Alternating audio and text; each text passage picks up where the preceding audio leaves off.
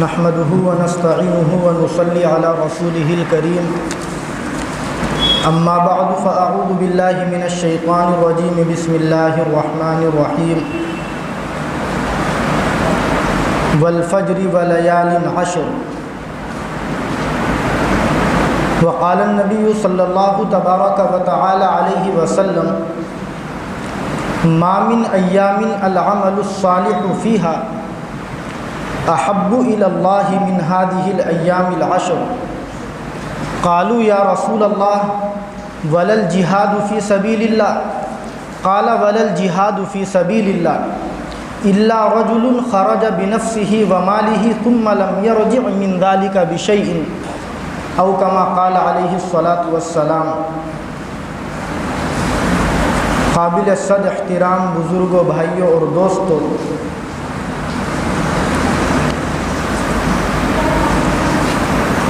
اللہ تعالیٰ نے قرآن کریم کے اندر انسان کی پیدائش کے مقصد کو بیان فرماتے ہوئے یہ اعلان کیا کہ وما خلقت الجن والانس الا لیعبدون، کہ میں نے انسانوں اور جناتوں کو صرف اپنی عبادت کے لیے پیدا کیا ہے۔ اس آیت سے یہ بات معلوم ہوتی ہے کہ ہم انسانوں کو ہر وقت اللہ تعالیٰ کی یاد میں وقت گزارنا چاہیے۔ اللہ تعالیٰ کی نافرمانی سے ہم کو حتی الامکان بچنے کی کوشش کرنی چاہیے، اور اگر کوئی نافرمانی ہو جائے تو فوراً ہمیں اللہ کی طرف متوجہ ہو کر کے اس سے توبہ کر لینی چاہیے۔ لیکن انسان دنیاوی زندگی میں جب زندگی گزارتا ہے، اس کے ساتھ بہت سارے دنیاوی تقاضے لگے رہتے ہیں، جس کی بنیاد پر وہ ہر وقت اللہ کی یاد میں زندگی نہیں گزارتا۔ اسی لیے اللہ رب العزت نے کچھ خاص مہینے اور مہینوں میں کچھ خاص ہفتے اور ہفتوں میں کچھ خاص دن ایسے متعین فرمائے ہیں جن کی اللہ کے یہاں بہت بڑی فضیلت ہے، جن کا اللہ کے یہاں بہت بڑا احترام ہے۔ چنانچہ ہم سب سمجھتے ہیں کہ رمضان المبارک کا مقدس مہینہ سال کے 12 مہینوں میں سب سے زیادہ عظمت والا مہینہ ہے۔ اسی طرح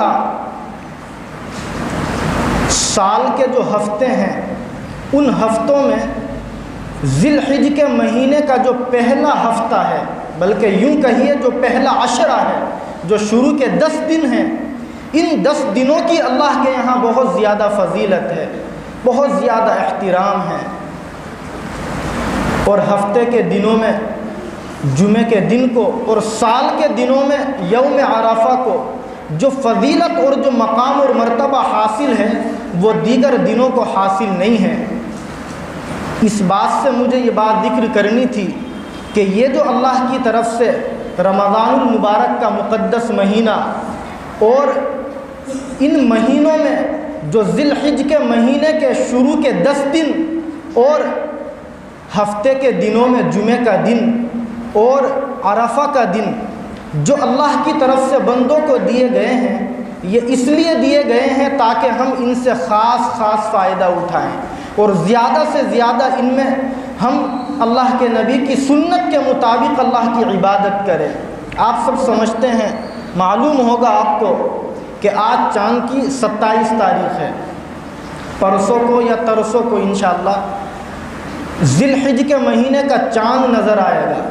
اور یہ جو آنے والا مہینہ ہے، یہ ان 4 عظمت والے مہینوں میں سے ایک عظمت والا مہینہ ہے جن کی عظمت کو خود اللہ تعالیٰ نے قرآن کریم کے اندر بیان فرمایا۔ چنانچہ سورہ توبہ کی آیت نمبر 36 میں اللہ تعالیٰ نے مہینوں کا تذکرہ کیا اور یہ اعلان کیا ان عدت الشہور عند اللہ 12 شہرا، کہ اللہ تعالیٰ کے یہاں مہینوں کی تعداد 12 ہیں۔ وہی سال کے 12 مہینے جو اسلامی مہینے ہوتے ہیں، محرم سے شروع ہوتے ہیں اور ذی الحج کے مہینے پر مکمل ہو جاتے ہیں۔ یہاں رک کر کے یہ درخواست بھی آپ سے کرنی تھی کہ ہم خود بھی کم سے کم ان مہینوں کے نام یاد کریں، اپنے بچوں کو یاد کرائیں، جیسے ہم انگریزی کے مہینوں کے بچوں کو نام یاد کراتے ہیں، اپنے بچوں کو اسلامی مہینوں کے بھی نام یاد کرائیں۔ بہت سارے مسلمان بھائی وہ ہیں جو نماز روزے کی پابندی کرتے ہیں، لیکن سال کے اسلامی 12 مہینوں کے ان کو نام بھی یاد نہیں ہے، جبکہ یاد ہونے چاہیے، اور ان کی عظمت کا بھی ہمیں علم ہونا چاہیے۔ اس آیت میں اللہ تعالیٰ نے صاف لفظوں میں اعلان کیا کہ سال میں 12 مہینوں کی جو تعداد 12 ہیں، یہ اللہ کے یہاں فی کتاب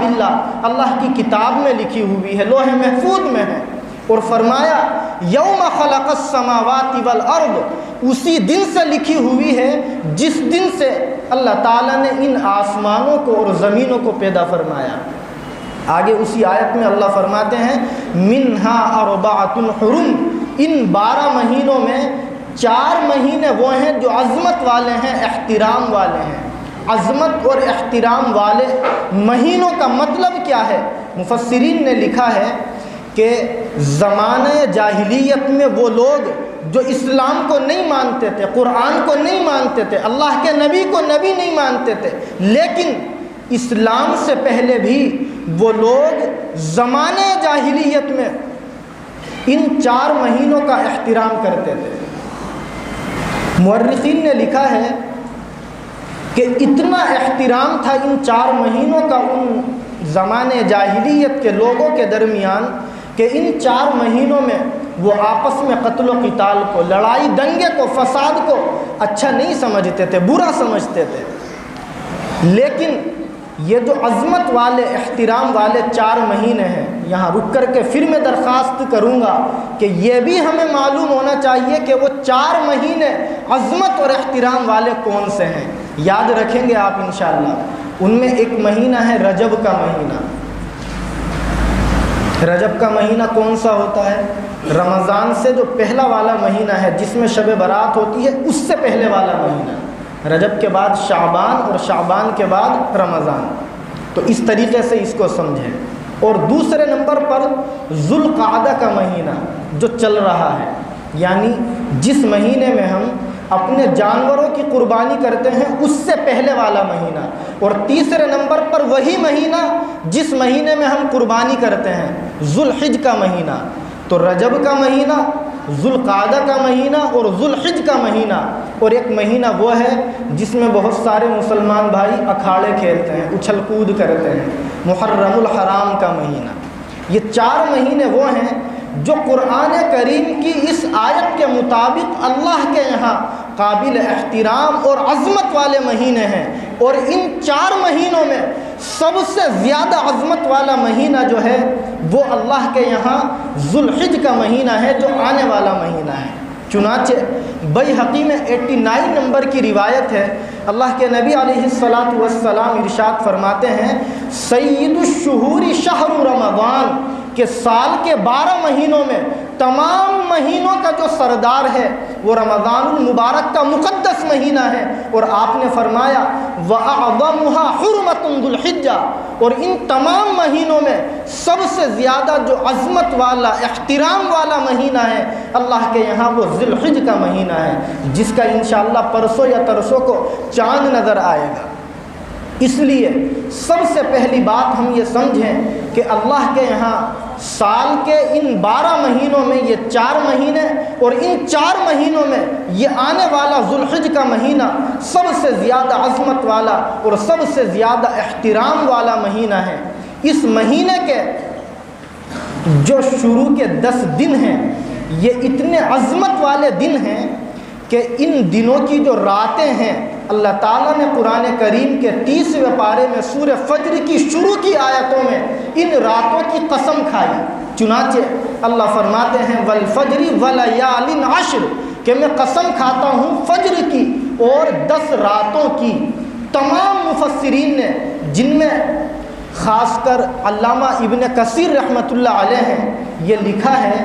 کہ ان 10 راتوں سے مراد ذوالحج کے مہینے کے شروع کے 10 دنوں کی راتیں ہیں۔ قرآن کریم کے اندر 10 راتوں کا تذکرہ ہے، جن راتوں کی اللہ تعالیٰ نے قسم کھائی ہے۔ آپ اندازہ لگائیں کہ جس چیز کی اللہ قسم کھا کر کے کوئی بات کہے، اللہ کو قسم کھانے کی ضرورت نہیں ہے۔ مفسرین نے یہاں یہ نقطہ لکھا ہے کہ اللہ تعالیٰ نے قسم کھائی ہے ان راتوں کی، تاکہ ایمان والوں کو اور دنیا والوں کو معلوم ہو کہ یہ 10 راتیں وہ ہیں جو اللہ کے یہاں بہت زیادہ عظمت والی اور احترام والی راتیں ہیں۔ چنانچہ اللہ کے نبی صلی اللہ علیہ وسلم نے ان ذی الحج کے مہینے کے شروع کے 10 دنوں کی بہت بڑی فضیلت بیان فرمائی، تصور سے بالا تر۔ چنانچہ میں نے ابھی روایت پڑھی تھی، ابو داؤد میں 2438 نمبر پر یہ روایت ہے، اور بخاری نے بھی اس کو 969 نمبر پر نقل کیا۔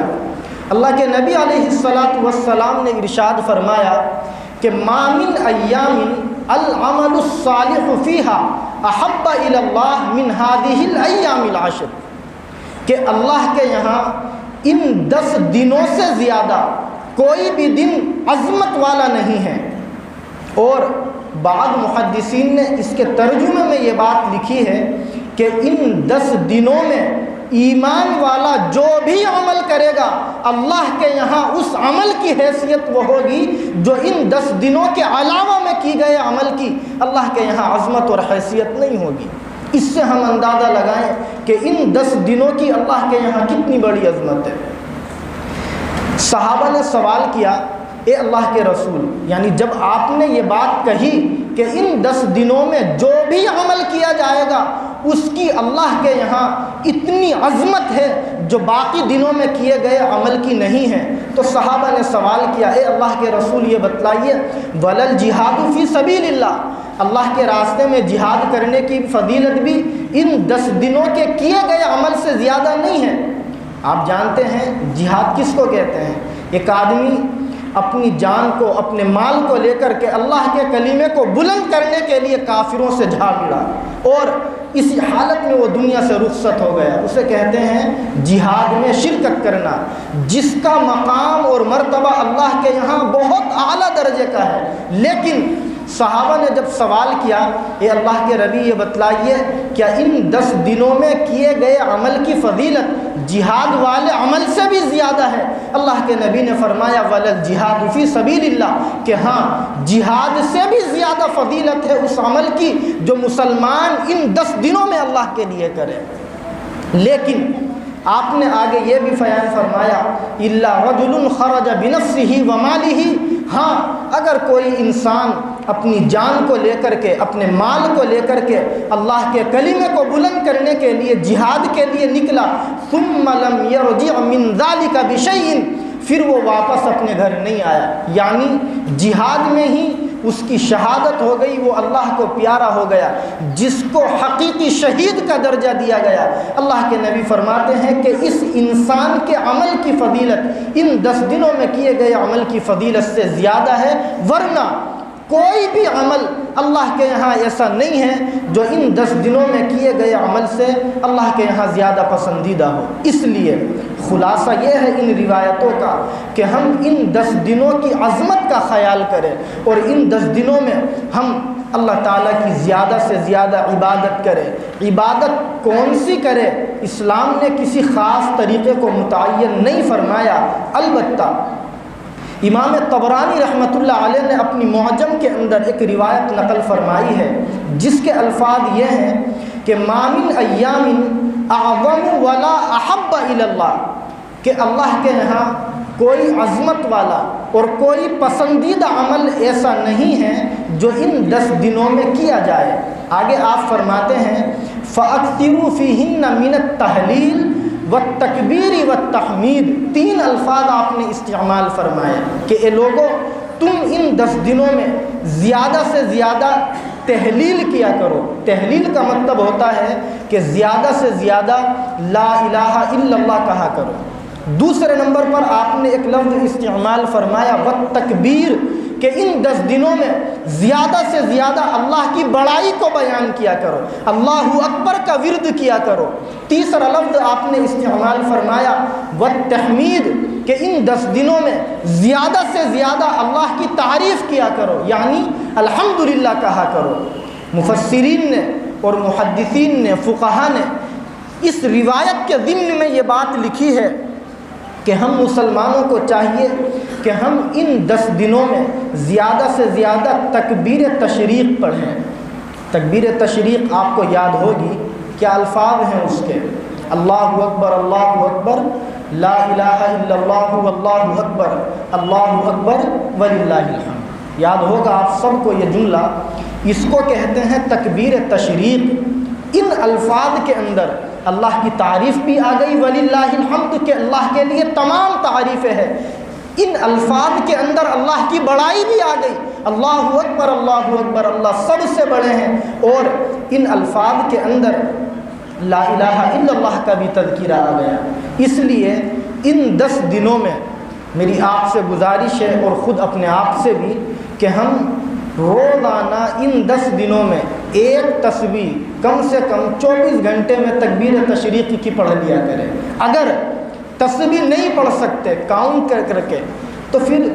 چلتے پھرتے جتنا بھی اللہ ہمیں توفیق دے، ہم خالی بھی تو چلتے پھرتے ہیں، زبان سے کوئی کام نہیں کرتے، نماز کے بعد اپنے گھر جا رہے ہیں، اپنے گھر سے منڈی جا رہے ہیں، کام پہ جا رہے ہیں، چلتے پھرتے ان 10 دنوں میں ہم تکبیر تشریق کا زیادہ سے زیادہ ورد کریں، اس کا انشاءاللہ ہمیں بہت بڑا فائدہ ہوگا۔ کیوں؟ اللہ کے نبی علیہ السلام نے ان 10 دنوں میں کام کرنے کے لیے جو بتلائے ہیں وہ یہ 3 کام ہیں کہ مسلمانوں تم ان 10 دنوں میں زیادہ سے زیادہ لا الہ الا اللہ پڑھا کرو، زیادہ سے زیادہ ان 10 دنوں میں تکبیر پڑھا کرو لا الہ الا اللہ، اور زیادہ سے زیادہ ان 10 دنوں میں الحمدللہ کہا کرو۔ اور تکبیر تشریق کے اندر یہ تمام چیزیں شامل ہو جاتی ہیں۔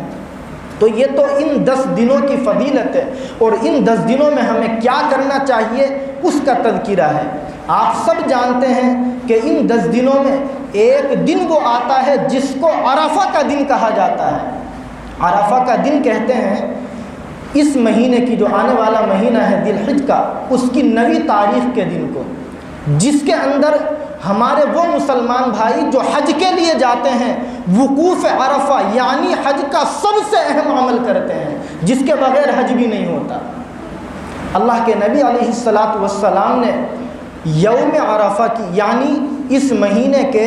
10ویں دن سے پہلے والے دن کی 9ویں دن کی بہت زیادہ فضیلت بیان فرمائی ہے۔ ایک روایت میں اللہ کے نبی علیہ السلام نے ارشاد فرمایا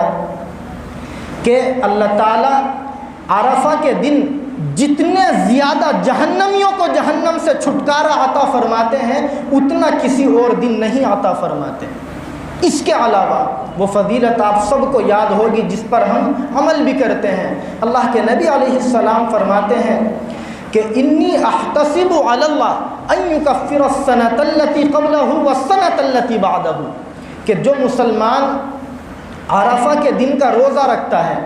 آپ فرماتے ہیں کہ مجھے اللہ سے امید ہے کہ اس ایک روزے کی برکت سے اللہ تعالیٰ اس کے 1 سال پچھلے اور 1 سال اگلے تمام صغیرہ گناہوں کو معاف فرما دیتے ہیں۔ صغیرہ کا لفظ میں نے اس لیے استعمال کیا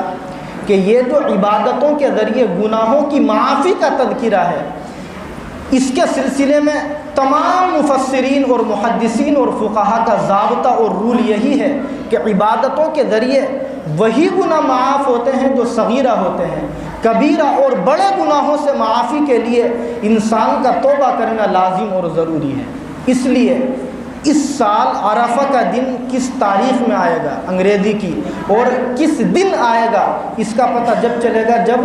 چاند نظر آ جائے گا۔ چاند کبھی 29 کا ہوتا ہے کبھی 30 کا، آج 27 سے پرسوں کو چاند دکھائی دے گا یا نہیں دے گا۔ اگلے ہفتے انشاءاللہ عرفہ کے دن کے تعلق سے اور تھوڑی تفصیل سے ہم بات کریں گے۔ بہت بڑی فضیلت ہے۔ وہ روایت مجھے یاد آئی، ایک یہودی حضرت عمر ابن الخطاب رضی اللہ تعالی عنہ سے ملا اور کہنے لگا کہ عمر،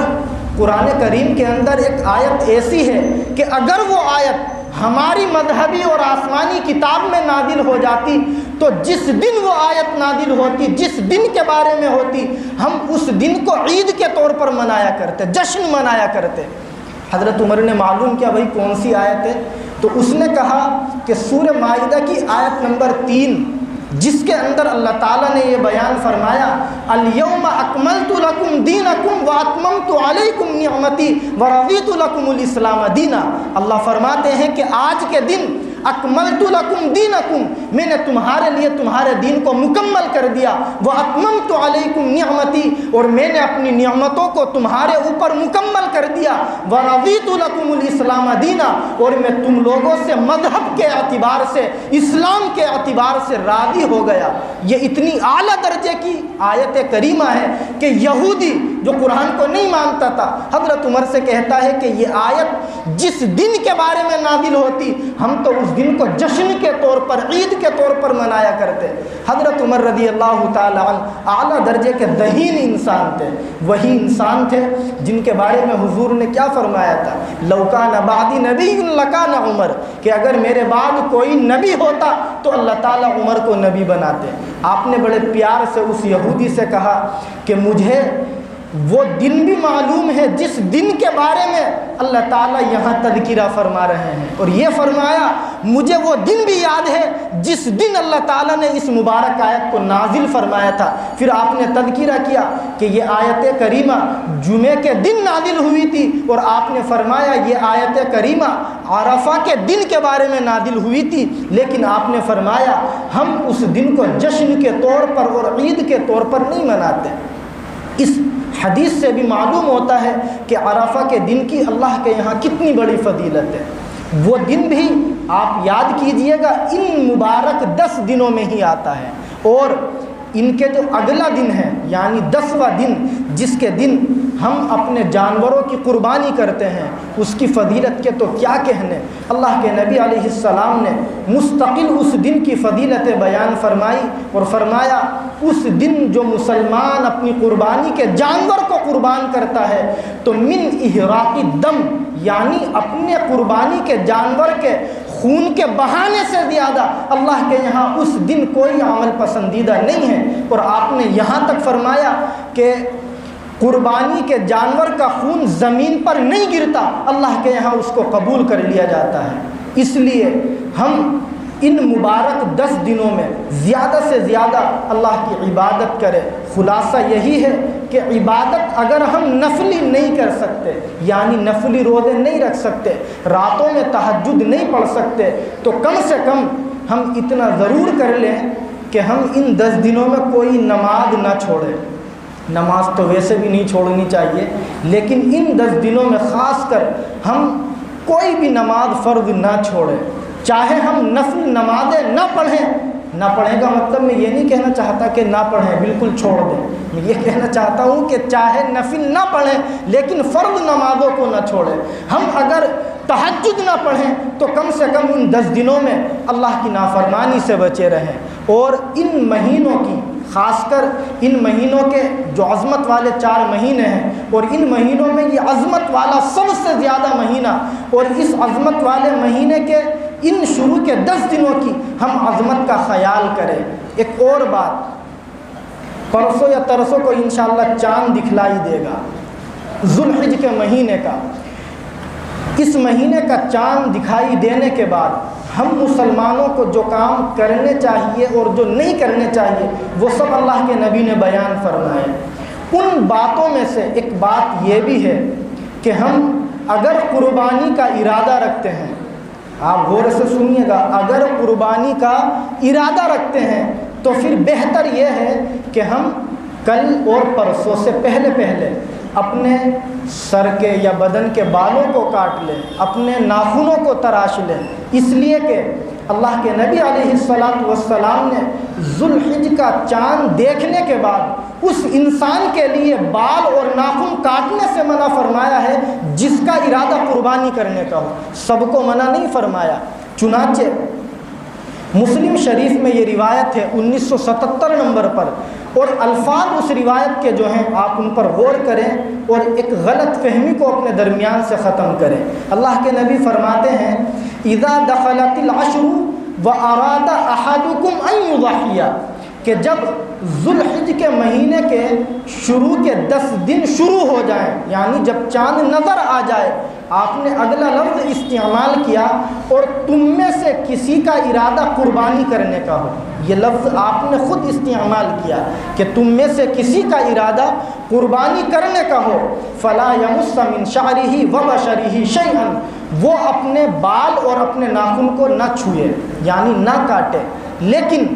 اس روایت میں جو آپ نے لفظ استعمال کیا اراد احدکم ان یضحی، کہ تم میں سے کسی کا ارادہ قربانی کرنے کا ہو تو وہ یہ کام نہ کرے، اس کی روشنی میں تمام مفتیان کرام نے، فقہا نے یہ فتویٰ لکھا ہے کہ جو مسلمان قربانی کرنے کا ارادہ رکھتا ہو اس کے لیے بہتر یہ ہے کہ وہ ان 10 دنوں میں اپنے ناخن اور اپنے بالوں کو نہ کاٹیں۔ لیکن اگر کسی کا ارادہ قربانی کرنے کا نہیں ہے یا بچے ہیں چھوٹے، ان پر قربانی واجب اور لازم نہیں ہے، وہ ان 10 دنوں میں بھی اپنے بالوں اور ناخنوں کو کاٹ سکتے ہیں۔ یہاں یہ بھی سمجھیں کہ قربانی کرنے والے کے لیے اللہ کے نبی نے بال اور ناخن نہ کاٹنے کی تاکید کیوں فرمائی ہے، کیوں آپ نے ایسا حکم دیا ہے، اس کے پیچھے کیا لوجک ہے، کیا حکمت ہے؟ ہمارے علماء نے بڑی اچھی بات یہ لکھی ہے، اس کو سمجھیں ہم۔ بہت سارے بھائی معلوم بھی کرتے ہیں، کنفیوز رہتے ہیں کہ شریعت نے ایسا کیوں کہا کہ ان 10 دنوں میں جس کا ارادہ قربانی کرنے کا ہو وہ بالوں اور ناخنوں کو نہ کاٹے۔ ہم سب جانتے ہیں کہ ان 10 دنوں میں 5 دن وہ آتے ہیں جن میں ایمان والے ایک اہم فریضے کو انجام دیتے ہیں، اور وہ اہم فریضہ ہے حج والا فریضہ۔ بہت سارے مسلمان دنیا سے جا کر کے بیت اللہ شریف کا طواف کرتے ہیں، صفا مروہ کی سعی کرتے ہیں، اور وہاں جا کر کے احرام باندھتے ہیں اور قربانی کرتے ہیں، حج کے جو اعمال ہیں ان کو انجام دیتے ہیں۔ آپ کو ایک مسئلہ معلوم ہونا چاہیے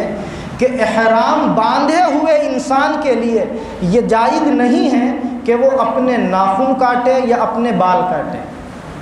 احرام کی حالت میں ناخن کاٹنا اور اپنے بالوں کا کاٹنا مسلمان کے لیے جائز نہیں ہے، وہ چاہے حج کا احرام ہو یا عمرے کا احرام ہو۔ اللہ کے نبی علیہ السلام نے قربانی کرنے والے مسلمان کے لیے جو بال اور ناخن کاٹنے سے اس کو منع فرمایا ہے، اس کے پیچھے یہ حکمت علماء نے لکھی ہے کہ یہ مسلمان اگرچہ حج کے لیے نہیں گیا، یہ مسلمان اگرچہ عمرے کے لیے نہیں گیا، احرام اس نے نہیں باندھا ہوا ہے، لیکن ان دنوں میں جو اللہ کے ایمان والے بندے، مسلمان بندے حج کے لیے گئے ہوئے ہیں، وہ احرام باندھے ہوئے ہیں، تو چونکہ ان مسلمانوں کے لیے اللہ کا حکم یہ ہے کہ وہ احرام کی حالت میں بالوں کو نہ کاٹے، ناخنوں کو نہ کاٹے، تو یہ مسلمان تاکہ ان کی مشابہت میں آ جائے، اس مشابہت کی بنیاد پر اللہ نے ان کو بھی اپنے نبی کی زبانی منع فرما دیا، اور بہت ممکن ہے کہ اس مشابہت کے اختیار کرنے پر اللہ تعالیٰ ان مسلمانوں کو اعلیٰ درجے کا ثواب عطا فرما دے۔ اس لیے جن بھائیوں کا یا جن بہنوں کا ارادہ آنے والے مہینے میں 10 تاریخ کو قربانی کرنے کا ہو، ان کے لیے شریعت نے یہ حکم دیا کہ وہ اپنے ناخنوں کو اور اپنے بالوں کو نہ کاٹیں۔ لیکن یاد رکھیں، میں بار بار ریپیٹ کر رہا ہوں، یہ حکم ان مسلمانوں کے لیے ہے جن کا ارادہ قربانی کرنے کا ہے، لہذا جن کا ارادہ قربانی کرنے کا نہیں ہے وہ اپنے بالوں کو اور اپنے ناخنوں کو کاٹ سکتے ہیں، اس کی فقہا نے گنجائش دی ہے۔ اور وجہ یہ ہے کہ اللہ کے نبی علیہ السلام نے لفظ استعمال کیا وَأَرَادَ أَحَدُكُمْ أَن يُضَحِّيَ، کہ جب ذی الحج کے مہینے کے 10 دن شروع ہو جائے اور تم میں سے کسی کا ارادہ قربانی کرنے کا ہو تو وہ اپنے بال اور ناخن نہ کاٹے۔ تیسری بات یہ عرض کرنی تھی، گزشتہ ہفتے ایک روایت میں نے پڑھی تھی، اور روایت پڑھی تھی اس سوال کے جواب میں کہ اگر کوئی ہم سے یہ معلوم کر لے کہ بھائی تم قربانی کرتے کیوں ہو، اس کے پیچھے کیا لوجک ہے، تو ہم اس کو کیا جواب دیتے ہیں؟ اللہ کے نبی علیہ السلام کی ہم ایک روایت اس کو سناتے ہیں جس کو امام احمد رحمۃ اللہ علیہ نے اپنی مسند میں 18857 نمبر پر نقل فرمایا۔ اللہ کے نبی علیہ السلام نے صحابہ کے سوال کے جواب میں فرمایا تھا، جب صحابہ نے یہ سوال کیا کہ ما هذه الاضاحی یا رسول اللہ، اے اللہ کے نبی یہ بتلائیے کہ یہ قربانی کیا ہے، ہم قربانی میں کیوں اپنے جانوروں کو قربان کرتے ہیں، ہم قربانی والا تیوہار گویا کیوں مناتے ہیں؟ اللہ کے نبی نے جواب میں ارشاد فرمایا تھا ہی سنت ابیکم ابراہیم، کہ یہ تمہارے باپ حضرت ابراہیم علیہ السلام کی سنت ہے۔ پچھلے ہفتے میں نے بتلایا تھا کہ حضرت ابراہیم کو اللہ کے نبی نے باپ کیوں کہا، اس لیے کہا کہ ہمارے نبی حضرت ابراہیم کے جو بیٹے ہیں حضرت اسماعیل علیہ السلام انہی کی نسل میں سے ہے، اس لیے آپ نے لفظ ابن کا استعمال فرمایا اور یوں کہا کہ قربانی کرنا تمہارے گویا جد امجد حضرت ابراہیم کی سنت ہے۔ صحابہ نے سوال کیا تھا کہ ہمیں قربانی پر کیا ملے گا؟ آپ نے فرمایا تھا بکل شعرۃ حسنہ، کہ ہر بال کے بدلے میں اللہ تعالیٰ تم کو ثواب اور نیکی عطا فرمائیں گے۔ یہ تو اس سوال کا جواب ہے کہ ہم قربانی کیوں کرتے ہیں اور قربانی کرنے پر ہم مسلمانوں کو اللہ کی طرف سے کیا ثواب اور کیا نیکیاں دی جاتی ہے۔ لیکن میں نے ایک درخواست کی تھی آپ سے کہ ہم ان دنوں میں حضرت ابراہیم علیہ السلام کے بارے میں پڑھیں کہ حضرت ابراہیم کون سے نبی ہیں، اللہ نے کس علاقے میں ان کو نبی بنا کر کے bھیجا تھا، کتنے دن وہ دنیا میں زندہ رہیں، ان کی زندگی میں کیا اتار چڑھائے آئے ہیں اور ان کی زندگی کے اندر کس قدر آزمائشیں اللہ نے ڈالی تھی۔ پچھلے ہفتے ان کی زندگی سے متعلق میں نے ایک واقعہ ذکر کیا تھا اور وہ واقعہ یہ تھا کہ حضرت ابراہیم علیہ السلام جس گھر کے اندر پیدا ہوئے اس گھر کے اندر بت پرستی کا ماحول تھا۔ آپ کے والد تھے حضرت آزر جو ایمان میں داخل نہیں ہوئے تھے، کافر تھے، مشرک تھے، بتوں کی پوجا ہی نہیں بلکہ بتوں کا بزنس کیا کرتے تھے۔ آپ نے ان کو گھر سے نکال دیا تھا۔ یہ پورا واقعہ میں نے 16ویں پارے کی سورہ مریم کی کچھ آیتوں کی روشنی میں ذکر کیا تھا۔ آج ہلکا سا اس کے اگلا حصہ ہم ذہن میں رکھیں۔ حضرت ابراہیم علیہ السلام کی عمر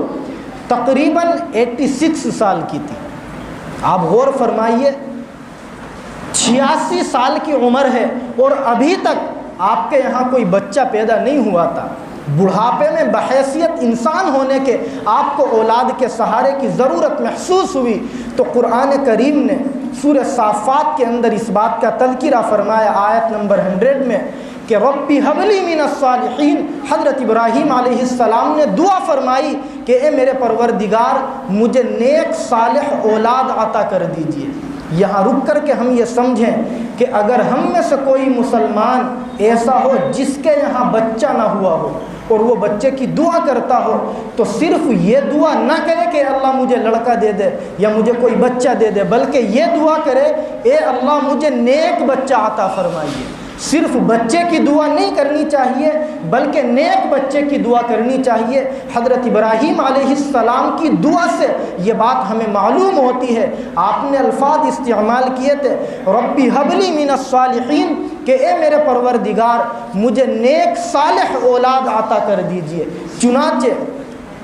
میں مؤرخین کے لکھے ہوئے ایک قول کو نقل کر رہا ہوں کہ 86 سال کی عمر ہے، ورنہ یہاں مختلف اقوال لکھے ہیں۔ بعضوں نے لکھا ہے کہ 100 پلس آپ کی عمر تھی، 120 تک لوگوں نے لکھا، اور ان کی اہلیہ کی عمر 80 سے زیادہ تھی۔ لیکن کچھ بھی ہو اتنا ضرور ہے کہ 80 پلس دونوں تھے، اس بات میں تمام اقوال متفق ہیں۔ اور اللہ تعالیٰ نے آپ کو اس بڑھاپے کی عمر میں ایک لڑکا عطا فرمایا جس کا نام اسماعیل آپ نے رکھا۔ اب آپ دیکھیے گا، اندازہ لگائیے گا، ابھی وہ بچہ ہے۔ اللہ تعالیٰ نے آپ کو حکم دے دیا کہ تم اس بچے کو اور اس کی والدہ کو لے جا کر کے بواد غیر ذی زرع عند بیتک المحرم، ایسی جگہ لے جا کر کے چھوڑ کے آئیے جہاں کوئی آبادی بھی نہ ہو، جہاں گھاس بھی نہ اگتی ہو، جہاں درند چرند پرند کوئی بھی جانور وغیرہ کی چیز موجود نہ ہو۔ قرآن کریم نے سورہ ابراہیم کے اندر اس واقعے کو تفصیل سے بیان فرمایا، وقت نہیں ہے، اختصاراً میں اتنا سا ذکر کروں کہ حضرت ابراہیم علیہ السلام اپنی اہلیہ اور اپنے بچے حضرت اسماعیل کو مکۃ المکرمہ کے اس میدان میں چھوڑ کے آنے لگے جس جگہ انسان تو انسان، جانور بھی نہیں تھے، پرندے بھی نہیں تھے، کوئی جانی چیز وہاں نہیں تھی، لیکن جب آپ چھوڑ کر کے وہاں سے ان کو رخصت ہونے لگے، آپ کی اہلیہ حضرت ہاجرہ علیہ السلام نے آپ کی طرف رخ کر کے فرمایا الی ای شیء تکلنا، آپ کس کے سہارے ہمیں چھوڑ کے جاتے ہیں؟ آپ نے کوئی جواب ان کو نہیں دیا۔ خود حضرت ہاجرہ نے آپ سے کہا اللہ امرک بہذا، کہ اللہ نے آپ کو اس کا حکم دیا ہے؟ آپ نے اپنی زبان سے صرف لفظ نعم یعنی یس کا لفظ استعمال کیا کہ ہاں اللہ نے مجھے اس کا حکم دیا ہے۔ آپ نے فوراً ایک جملہ کہا حضرت ہاجرہ نے اذن لا یضیعنا، تب تو ہمیں کوئی پرواہ نہیں ہے، جس اللہ نے آپ کو حکم دیا ہے وہ اللہ ہماری حفاظت فرمائیں گے، وہ اللہ ہمیں ضائع نہیں کریں گے۔ چنانچہ حضرت ابراہیم علیہ السلام اس معصوم بچے کو جو ابھی دودھ پینے کی عمر میں تھا بعض اقوال کے مطابق، اور اپنی اہلیہ کو چھوڑ کر کے آنے لگے۔ جب یہ وہاں سے واپس آ گئے، اختصاراً اس بات کو سمجھیں کہ حضرت ہاجرہ علیہ السلام اس بچے کی پیاس کو دیکھ کر کے پریشان ہوئی، کیونکہ وہاں آپ نے کچھ کھجور اور پانی چھوڑا تھا جو فوراً چند دنوں میں ختم ہو گیا۔ حضرت ہاجرہ علیہ السلام کے بارے میں علامہ ابن کثیر رحمۃ اللہ علیہ نے لکھا ہے کہ 7 مرتبہ آپ پانی کی تلاش میں صفا اور مروہ، یہ 2 پہاڑیوں کو نام ہیں، ان پہاڑیوں پر دوڑی۔ تفصیل اس کی یہ لکھی ہے کہ آپ نے بچے کو لٹایا اور پہلے آپ صفا نامی پہاڑی پر چڑھی، اتنا چڑھی جتنا بچہ نظر آتا تھا، اور جب بچہ نظر آنا بند ہو جاتا تھا تو اس ڈر سے واپس آتی تھی کہ کہیں بچے کو کوئی جانور نہ اٹھا کے لے جائے۔ پھر آپ آتی تھی، بچے کو دیکھتی تھی، بچہ پھر پریشان دکھائی دیتا تھا۔ آپ پھر مروہ پہاڑی پر چڑھتی تھی۔ یہ آپ دوڑ لگاتی رہی۔ 7 مرتبہ آپ نے علامہ ابن کثیر کی تحقیق کے مطابق چکر لگائے۔ آپ اندازہ لگائیں کہ حضرت ہاجرہ کی دوڑ اللہ کے یہاں اتنی زیادہ پسند کی گئی، اتنی زیادہ پسند کی گئی کہ اللہ تعالیٰ نے قیامت تک آنے والے تمام ایمان والوں کو حکم دے دیا جو بھی ان 10 دنوں میں حج کرنے کے لیے وہاں جائے گا اس کے لیے لازم اور ضروری ہے، واجب ہے کہ وہ حضرت ہاجرہ کے دوڑنے کی طرح 7 مرتبہ صفا اور مروہ نامی پہاڑی کے چکر لگائے۔ کوئی اس کے پیچھے لوجک نہیں ہے، ہم لوجک کے پیچھے پڑتے ہیں۔ حضرت ہاجرہ کو اللہ نے حکم دیا تھا، اس حکم کی پاداش میں اللہ نے تمام ایمان والوں کو حکم دے دیا کہ تم حضرت ہاجرہ کی سنت کو زندہ کرو اور ان کے دوڑنے کی طرح دوڑو۔ چنانچہ آخری مرتبہ میں یہ ہوا کہ وہاں سے آپ نے حضرت اسماعیل نے جو ایڑی زمین پر ماری، وہاں سے اللہ نے زمزم کا چشمہ جاری کر دیا، اور وہ برکت والا پانی اللہ نے پوری دنیا کی انسانیت کو عطا کیا جس کے اندر بیماریوں سے شفا ہے۔ امام طبرانی رحمۃ اللہ علیہ نے اور امام بیہقی نے ایک روایت کو نقل فرمایا، اللہ کے نبی علیہ السلام فرماتے ہیں ماء زمزم لما شرب لہ، کہ زمزم کا پانی جس نیت سے آپ پیو گے اللہ تعالیٰ آپ کی اس نیت کو پورا فرمائیں گے۔ تو ہم یہاں رک کر کے یہ چند باتیں سمجھیں کہ حضرت اسماعیل علیہ السلام کی قربانیوں کے طفیل میں ہمیں زمزم کا پانی ملا، ان کی والدہ کی قربانیوں کے طفیل میں ہمیں وہاں صفا اور مروہ نامی پہاڑیوں کے درمیان میں دوڑنا اللہ نے نصیب فرمایا، اور آپ کے لخت جگر حضرت اسماعیل علیہ السلام کی اس خواب والی بات کے نتیجے میں یہ قربانی اللہ نے ہمیں عطا فرمائی، جس کا تذکرہ سورہ صافات کے اندر اللہ تعالیٰ نے تفصیل سے بیان فرمایا۔ وقت نہیں ہے، اگلے ہفتے اس کا ہم انشاءاللہ یہیں سے آگے تذکرہ کریں گے۔ پچھلے ہفتے حضرت ابراہیم علیہ السلام کی یہ زندگی ہمیں معلوم ہوئی تھی کہ وہ ایک کافر اور مشرک گھرانے میں پیدا ہوئے، پھر جب وہ بڑے ہوئے اور ان کی عمر 100+ ہوئی، ایک قول کے مطابق آپ کو اللہ نے بچہ عطا کیا اور اس بچے کو بھی آزمائشوں میں امتحانوں میں مبتلا کر دیا۔ حضرت ابراہیم کی جو زندگی ہے وہ پوری زندگی امتحانات سے بھری ہوئی ہے۔ ایک بات کہہ کر کے میں اپنی بات مکمل کروں، ان 10 دنوں میں ہم مسلمان اپنی قربانی کے جانوروں کو خریدیں گے، اس لیے ہم قربانی کے جانوروں کو خریدنے میں ایک بات کا خیال یہ کریں کہ اگر گھر کے اندر کئی افراد ایسے ہیں جن کے اوپر قربانی الگ الگ واجب ہے، اس مسئلے کو بہت وضاحت سے سنیں اور میں اپنی طرف سے نہیں کہہ رہا، علامہ شامی رحمۃ اللہ علیہ جو اس امت کے بہت بڑے محقق اسکالر گزرے ہیں، ریسرچ اسکالر آپ ان کو کہیے، انہوں نے فتاوی شامی میں جلد 9 صفحہ 372 پر تفصیل کے ساتھ یہ مسئلہ لکھا ہے، اور اس زمانے کے مفتیان کرام نے اردو میں لکھا ہے چونکہ وہ عربی کی کتاب ہے، کہ اگر کسی گھر کے اندر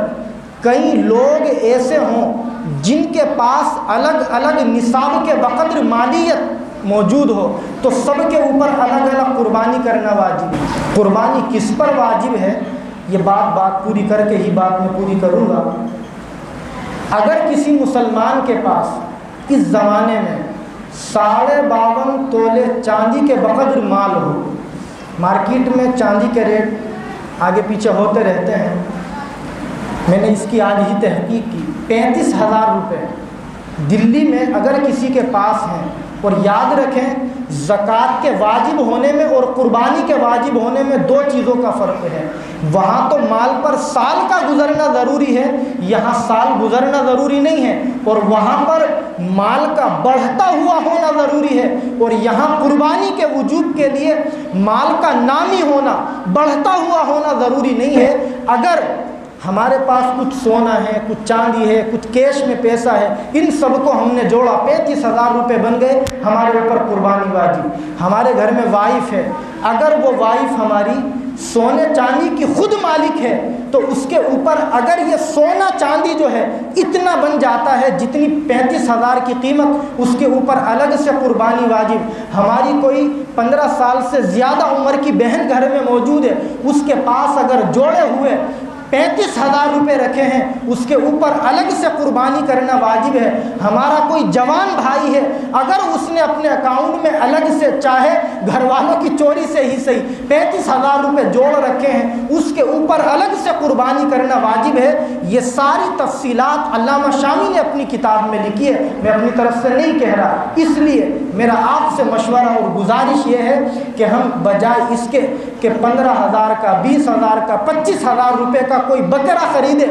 اگر ہمارے حالات کمزور ہیں تو ہم اتنے ہی پیسوں کا ایک بڑا جانور خریدیں، اور بڑے جانور کے اندر 7 حصے کریں، تاکہ ہمارا بھی، ہماری وائف کا بھی، ہمارے ابو کا بھی، امی کا بھی، بہن کا بھی، بھائی کا بھی 7 حصے اس میں ہوں، اور 7 لوگوں کی طرف سے ہماری قربانی ہو جائے۔ اس مسئلے کو ہم ہلکے میں نہ لیں۔ بہت سارے لوگ پچھلے جب سالوں میں نے یہ مسئلہ بتلایا، اسی محلے میں مجھ سے کچھ لوگوں نے کہا کہ آپ کی یہ بات سن کر کے ہم نے اب ارادہ کیا ہے کہ ہم اپنے گھر کے جوان بچوں کی طرف سے بھی قربانی کریں گے، ورنہ اب تک ہم یہی کرتے تھے کہ گھر کے ایک ذمہ دار کی طرف سے ایک بکرا کر لیا کرتے تھے اور سمجھتے تھے کہ وہ سب کی طرف سے کافی ہو گیا۔ اللہ تعالی ہمیں